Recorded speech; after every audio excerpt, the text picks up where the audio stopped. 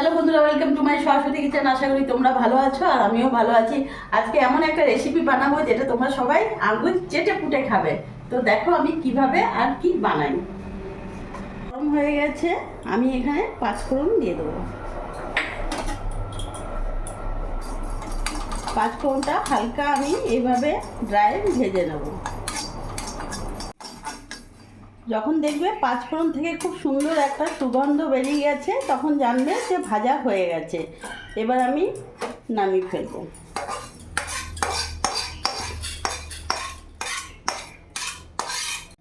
কড়াইতে আমি সামান্য রিফাইন অয়েল দিয়ে দেবো।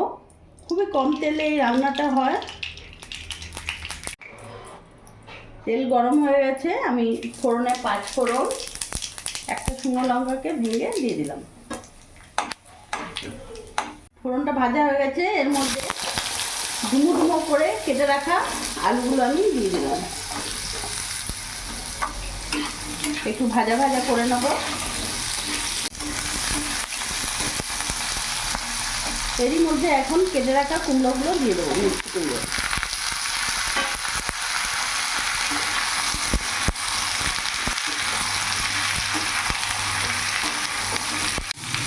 ভালো করে নাড়াচাড়া করে নিলাম। এবার এক এক করে আমি উপকরণ দিয়ে দেবো।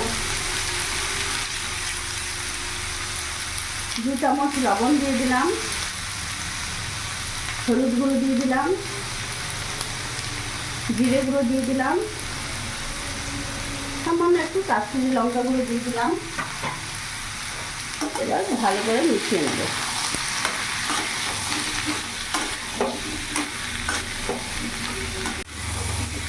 ভালো করে নাড়াচাড়া করে নিয়েছি। এবার কিছুক্ষণ আমি মিডিয়াম আঁচে ঢাকা দিয়ে রেখে দেবো। এখানে যে 5 ফোড়নটা আমি ড্রাই ভেজে নিয়েছিলাম, এটা আমি হামুদির সাথে গুঁড়ো করে নেব।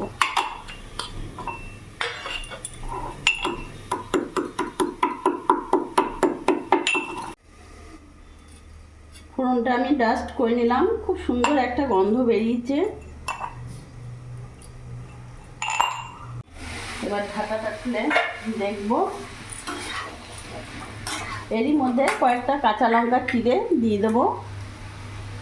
এখানে কোনো মশলা বাটা আমি ব্যবহার করছি না। তোমরা যেমন ঝাল খাবে সেই হিসেবে কাঁচা লঙ্কা দেবে। কাঁচা লঙ্কা খাওয়াও ভালো। আমি এখানে 4টে কাঁচা লঙ্কা দিয়ে দিয়েছি।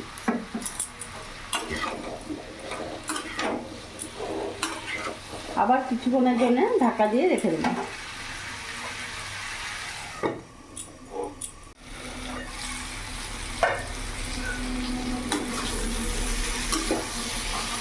ভালো করে কষানো হয়ে গেছে। এবার এখানে আমি জল দিয়ে দেবো। খুব একটা জল দেবো না।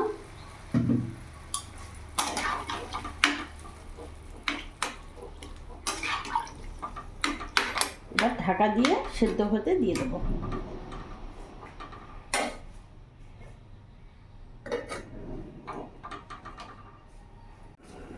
কিছুক্ষণ ধরে ঢাকা দিয়ে রেখে দিয়েছিলাম।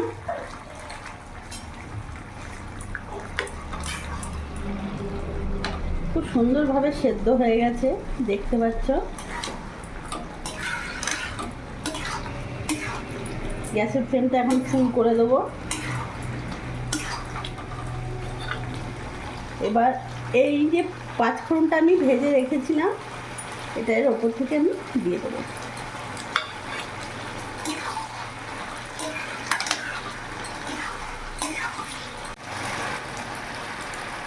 অল্প চিনি অ্যাড করে দিলাম, ভাতটা আরও বাড়িয়ে দেবে। একেবারে হয়ে গেছে, এবার নামিয়ে ফেলবো।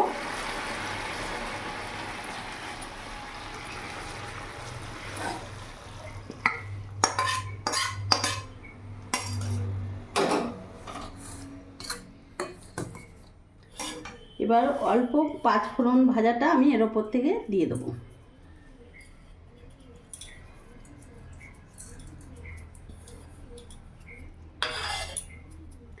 পাঁচ ফোড়ন কুমড়ো একেবারে রেডি।